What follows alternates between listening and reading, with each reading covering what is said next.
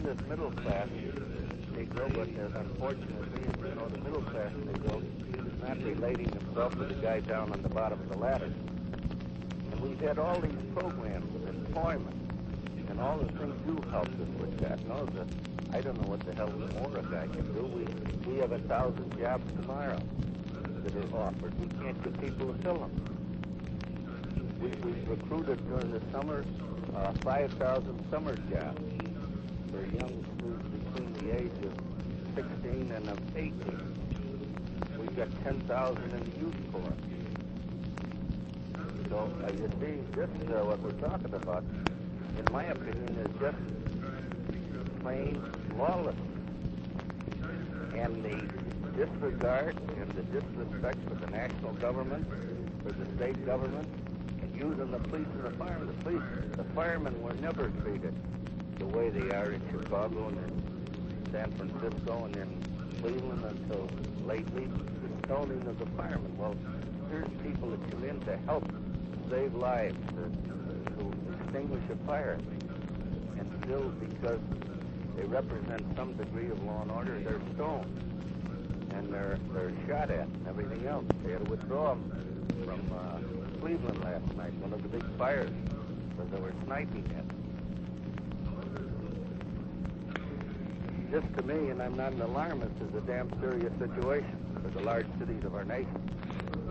Yes, I sure think it is. I can't have the kings and men running around talking out of both sides of their mouth the way they did. I said to them at the meeting, Doctor, you tell me what else we should do in Chicago that we have. And I explained, well, he said, you got to have a massive program. You got to go to Washington. I said, well, wait a minute. Go to Washington. We could go to Washington, but will you tell me one additional thing that we should be doing or not? We got the poverty program. We've got all the forces going on poverty. We've got rodent control. We've got insects. We took down 1,000 homes, destroyed 1,000 slum buildings in 6 months. We hope to destroy 1,000 more the next year. You tell me what else we can do.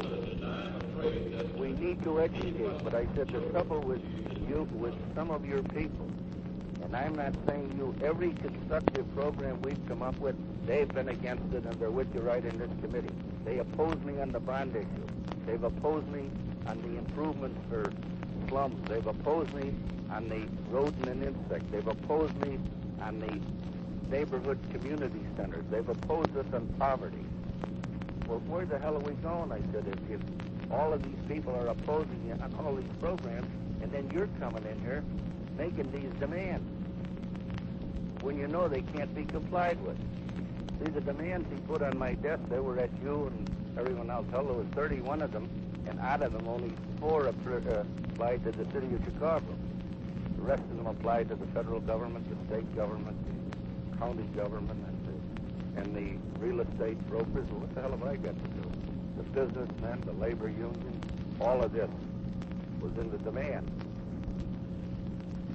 George Meany and I were talking about you, and today he was in. He's a great friend of yours. How is he? As I am, and I just told him I was going to call you this evening, just have a little visit with you. He's doing fine. He got a bad hip. He's been overseas, and he just got back.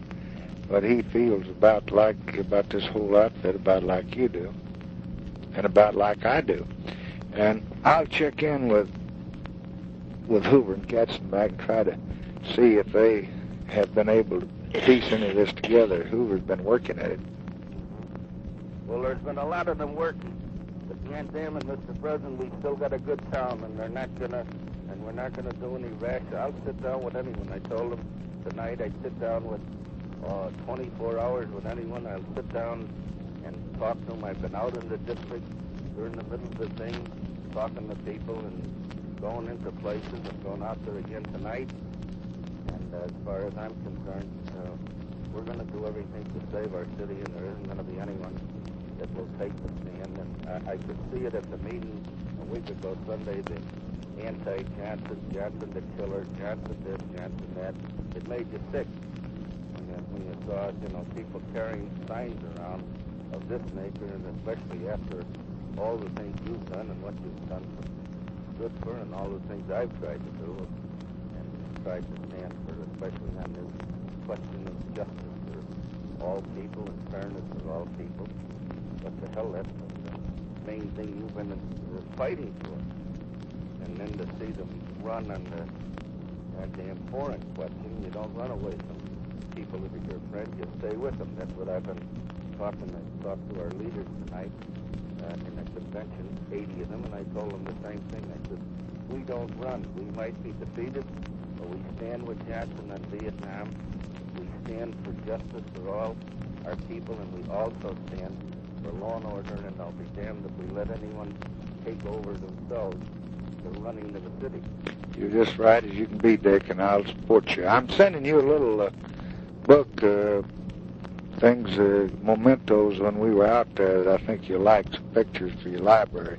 On this other thing, this pretty big thing out there, when that decision's made, if that ball bounces in that court, how's the best way to get it out? Just let the commission make a flat announcement?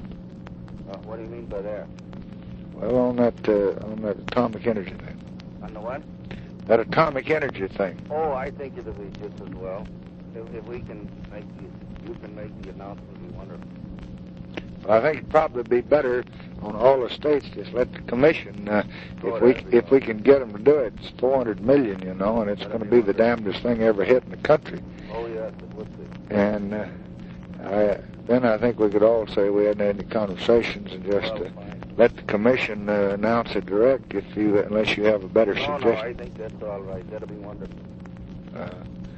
I'm working on that end. I'm appointing some new men, going to swear them in next week, and it's the biggest thing that'll ever be here. And I believe that, back to that original conversation you had about everything going to California and New York, that I think this area, it would open it up for development a lot, and I think it would pull a lot of stuff in there. Yeah, that'd help us quite a bit.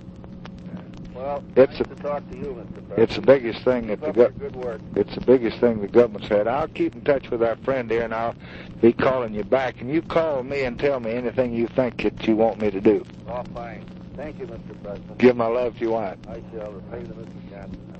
Bye. Waiting.